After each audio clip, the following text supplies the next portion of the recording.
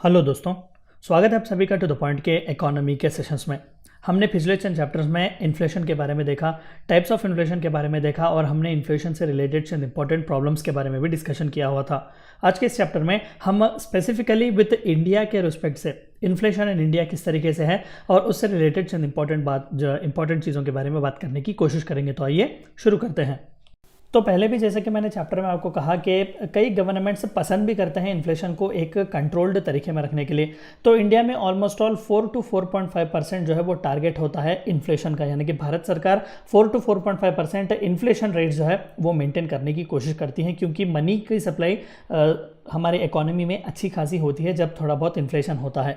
तो स्पेसिफिकली दो इंडेक्स में इन्फ्लेशन को कंपेयर किया जा सकता है, इसे कंपैरिजन में किया जा सकता है इंडिया में, या फिर इसे मेजर किया जा सकता है। सबसे पहला होलसेल प्राइस इंडेक्स और दूसरा कंज्यूमर प्राइस इंडेक्स। अब वर्ड से ही आपको पता चलता है कि wholesale price index specifically wholesale rates पर होता है, यानी कि बल्क में मैक्रो, या और कंज्यूमर प्राइस इंडेक्स जो है वो माइक्रो लेवल पर कंज्यूमर के लेवल पर होता है। तो इनके बीच थोड़े बहुत डिफरेंसेस देखते हैं। सबसे पहला इनका मीनिंग क्या है। देखिए, wholesale price index amounts to average change in prices of commodities at a wholesale level. जो ट्रेडर्स मैन्युफैक्चरर्स वगैरह होते हैं उनके लेवल में इन्फ्लेशन की वजह से जो कोई भी अमाउंट में चेंजेस प्राइसेस आने वाले हैं उसे मेजर करने वाला है wholesale price index. Whereas consumer price index indicates the average change in the prices of commodities at a retail level, यानी कि जब वो कंज्यूमर के पास प्रोडक्ट जाता है और वो कंज्यूमर जिस तरीके से उसे खरीदता है तो वहां पर प्राइस के चेंजेस कमोडिटीज किस तरीके से आ रहे हैं उसे मेजर करने के लिए कंज्यूमर प्राइस इंडेक्स होता है। इट इज पब्लिश्ड बाय, तो दो अलग अलग ऑफिसर्स इन्हें पब्लिश करते हैं। होलसेल प्राइस इंडेक्स ये जो है office of economic advisory that is ministry of commerce and industries release करता है, और वही जगह पर कंज्यूमर प्राइस इंडेक्स से रिलेटेड जो कोई भी इंपॉर्टेंट इन्फॉर्मेशन है वो हमें सेंट्रल स्टैटिस्टिक्स ऑफिस से डील करने को मिलता है, which is ministry of statistics and programme implementation. क्योंकि ये माइक्रो लेवल पर है, हर माइन्यूट डिटेलिंग इसमें देखनी पड़ती है।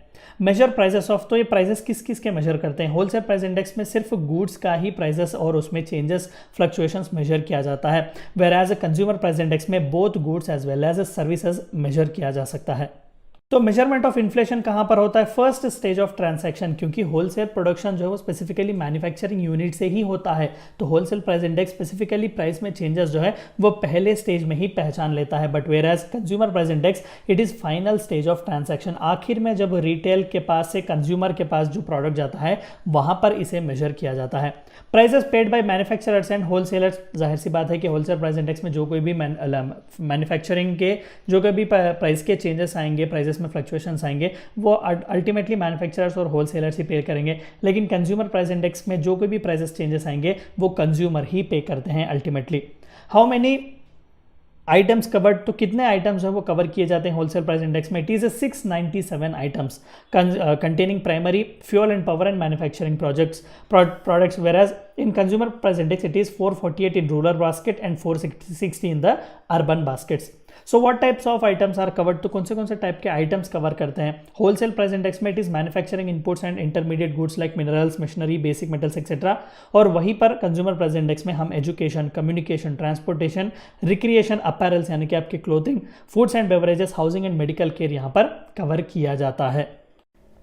और आखिर में बेस ईयर, जिस ईयर को बेस बनाकर ये होलसेल प्राइस इंडेक्स और कंज्यूमर प्राइस इंडेक्स मेजर किए जाते हैं, तो होलसेल प्राइस इंडेक्स का बेस ईयर जो है वो 2011 एंड 12, तो जो कोई भी प्राइस रेट्स 2011-12 में थे हम उसी से कंपेयर करके आज भी होलसेल प्राइस इंडेक्स कंपेयर करते हैं, और उसी तरीके से 2012 में जो कोई भी कंज्यूमर प्राइसेस थे उस बेस ईयर को हम इस्तेमाल करके कंज्यूमर प्राइस इंडेक्स को मेजर करते हैं। Used by only few countries including India, and the consumer price index is mostly used by 157 countries. Data released on primary article, fuel, power weekly basis and overall monthly basis since 2012. तो ये weekly basis पर भी होता है, quarterly basis और monthly basis पर भी होता है, लेकिन कंज्यूमर प्राइस इंडेक्स जो है वो मंथली बेसिस पर ही हमें रिपोर्ट्स देखने को मिलती हैं। तो ये थी चंद बातें जो आपको जाननी थी इन्फ्लेशन इन इंडिया के बारे में, स्पेसिफिकली होलसेल प्राइस इंडेक्स और कंज्यूमर प्राइस इंडेक्स के बारे में। Thank you for watching my video.